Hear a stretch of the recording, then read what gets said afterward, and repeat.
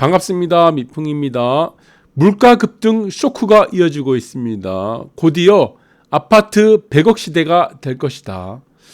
그래서 지금 현재와 같은 물가 상승 그리고 화폐 공급 이런 것들이 지속된다 그러면은 우리가 과거의 역사적 변동성을 봐서 그리고 앞으로 최소 10년 후에 정말 아파트 100억 시대가 열릴 것인지 아닌 것인지를 우리가 좀 보셔야 될 것 같아요. 그래서 우크라이나 침공 속 인플레 공포가 나타나는데 이전에도 인플레 공포가 있었죠.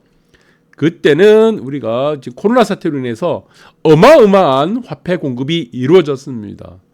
그런데 지금에 나타나는 인플레이션은 화폐 공급하고 좀 다른 얘기입니다.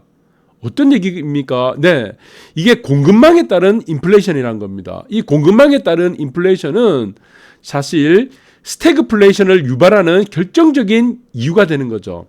이럴 때는 우리가 금리 인상을 올리거나 금리를 인상시키거나 아니면은 테이퍼링을 통해서 물가가 잡히지 않습니다. 네, 그래서 우리가 1970년대도 봤을 거예요.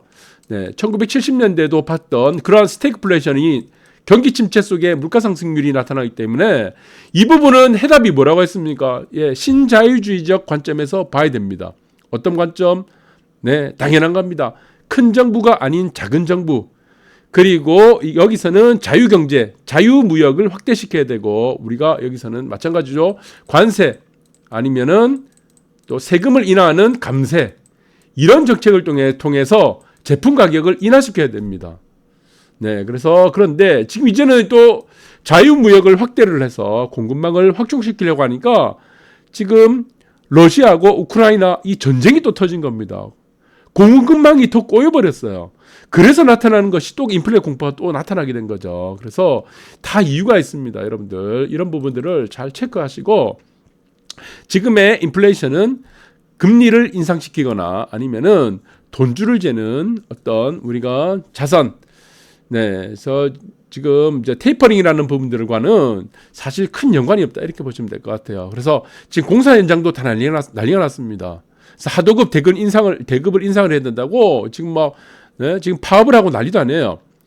시멘트 업계뿐만 아니고 철강 업계, 콘크리트 업계 다 난리죠. 원자재 가격 급등에 따라서 여기서 이제 하청업체들이 공사를 하고 나서는 남는 게 없는 겁니다. 생존권이 지금 불투명해진 거죠. 그래서 공사 중단이라는 이 극단적인 방법으로 지금 이제 생존권을 사수하고 있습니다. 철근 콘크리트 업체 일부 현장 파업. 왜 파업을 한다는 겁니까? 살아야 되니까. 지금 가격에 맞춰서 공급을 해야 되는데 이미 잉크에 마른 계약서상에는 옛날 가격이에요.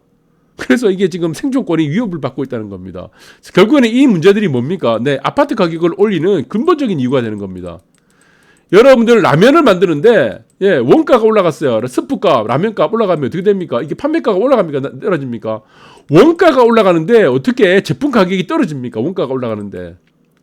자, 이런 부분들이 이유가 된다. 그러면은 지금 앞으로 있는 한강변에 있는 아파트 우선적으로 한번 볼게요.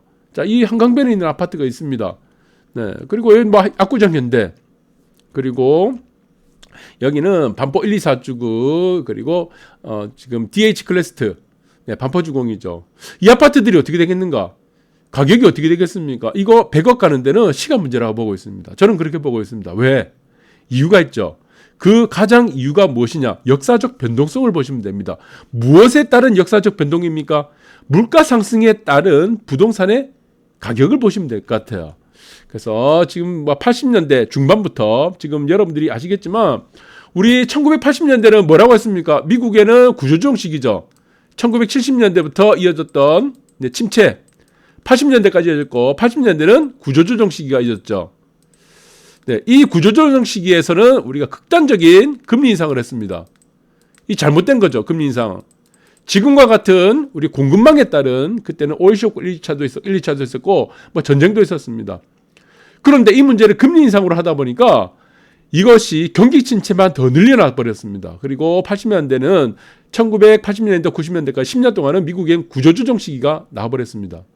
그 이후부터는 어떻게 됐습니까? 금리가 급격하게 떨어졌죠. 그리고 화폐 공급이 늘어났습니다. 화폐 공급이.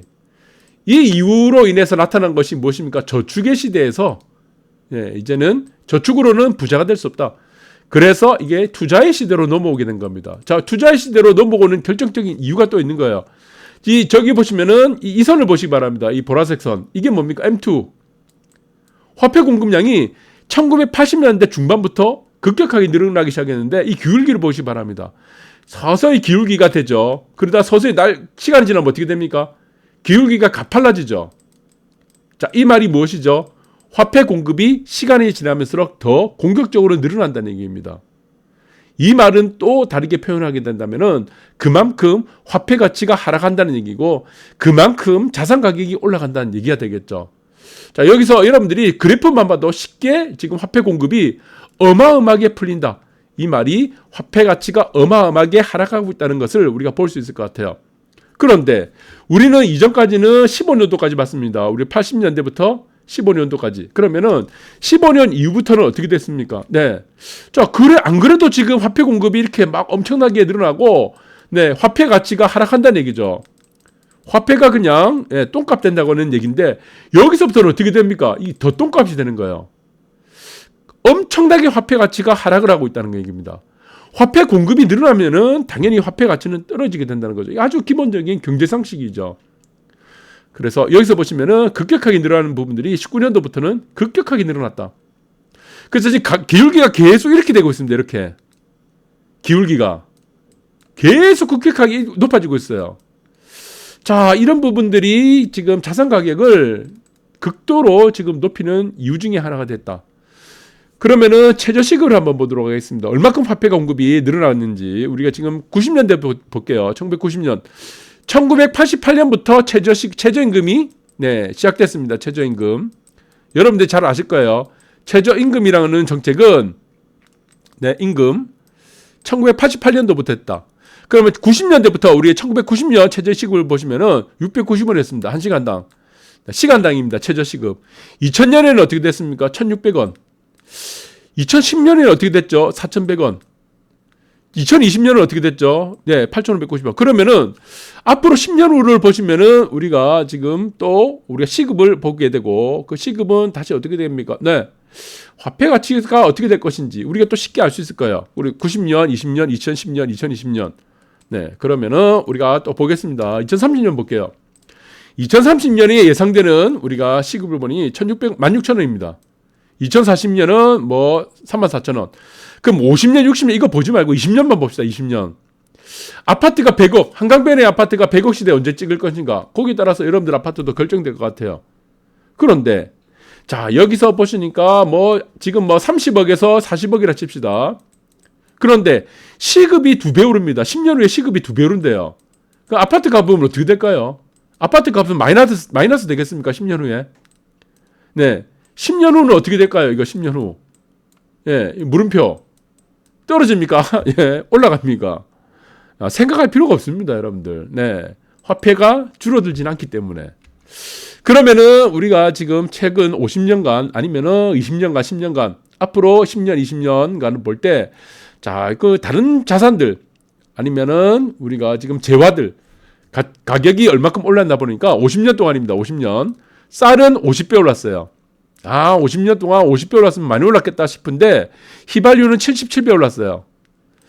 연탄은 55배 올랐네요. 그리고 명목 GDP를 보니까 1933배 올랐다는 얘기입니다. 이 말이 뭐죠?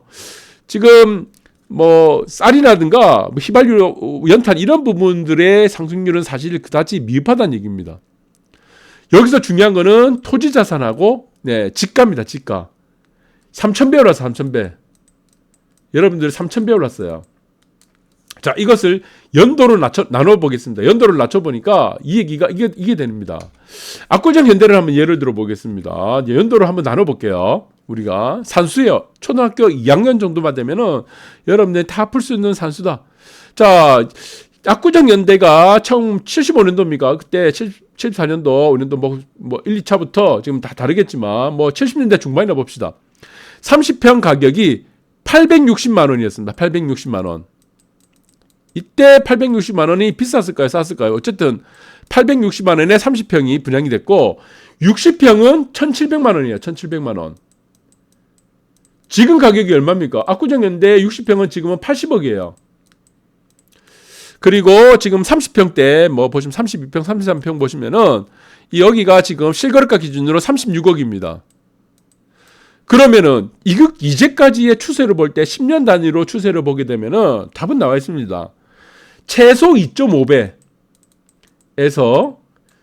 대략 4배 정도, 어떤 기간을 나눠도 최소 2.5배에서 4배 정도는 서울의 한강변 아파트는 올랐다는 얘기입니다.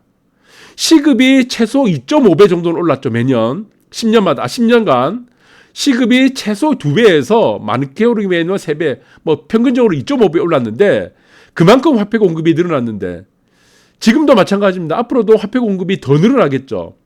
그러면은 여기서 아파트 가격만 혼자 떨어진다? 10년 후에 단기적으로 1년, 2년 후에 어떻게 될지는 모르겠으나 여러분들 그건 생각할 필요 없겠죠. 10년 후를 보시면 될 것 같아요. 10년 후. 그러면은 2.5배에서 4배. 그러면은 평균적으로 3배 정도 올랐다고 치게 되면은 자, 지금의 36억 아파트가 여기 왼쪽에 있습니다. 3배 정도로 쳤을 때가 10년 후의 가격이다 보면은 답 나오죠.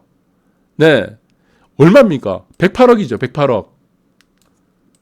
이게 단순한 수치랍니다. 단순한 수치. 여기서 화폐 공급량이 얼마나 더 가중이 되느냐에 따라서 우리가 가중치를 주게 됐을 때 뭐 여기서 플러스 알파가 될 수 있을 거다. 이렇게 보시면 될 것 같아요. 그래서 저는 이걸 역사적 변동성에 의한 아주 단순한 계산으로 봤을 때 서울의 한강변 아파트를 우리가 기준으로 봤다. 왜 서울의 한강변 아파트를 기준으로 듭니까? 네, 당연합니다. 여기는 공급이 나올 수 없는 입지 아파트이기 때문에.